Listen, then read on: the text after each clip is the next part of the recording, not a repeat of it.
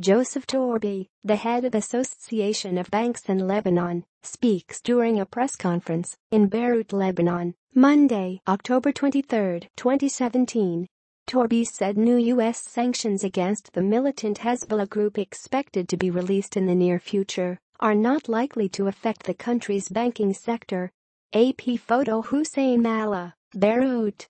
Beirut, AP. New U.S. sanctions against the militant Hezbollah group expected to be released in the near future are not likely to affect the country's banking sector, that is the backbone of the tiny Arab country's economy, a top Lebanese banker said Monday. The U.S. House of Representatives is expected to vote as early as this week on new sanctions against Hezbollah. It is still not clear whether the sanctions will target Hezbollah's allies in Lebanon. The U.S. has been increasing pressure on Hezbollah and earlier this month imposed sanctions on 2 Hezbollah officials and offered millions of dollars for information leading to their capture.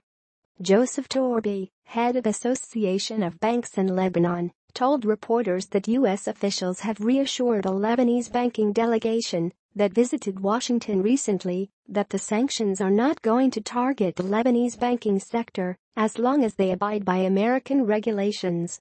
He added that the Lebanese banking delegation tried through its meetings with U.S. officials and bankers to shield the Lebanese economy from negative repercussions resulting from the new laws.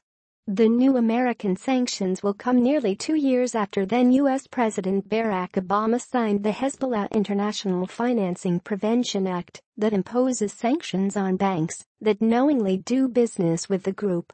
Washington considers Hezbollah a terrorist organization and has imposed sanctions on the group and its top commanders. The expected new sanctions come at a time when the Trump administration is increasing pressure on Iran, Hezbollah's main backer that has been supplying the group with weapons and money for more than 3 decades. Hezbollah is more powerful than the Lebanese army and has seats in the cabinet and parliament. The group also runs a chain of schools, hospitals and charitable organizations that provide services in areas where it enjoys popular support. Download the Dayton Daily News app. Get the latest Dayton news you want, when you want, in this free app from the Dayton Daily News. Click a link below to get the app.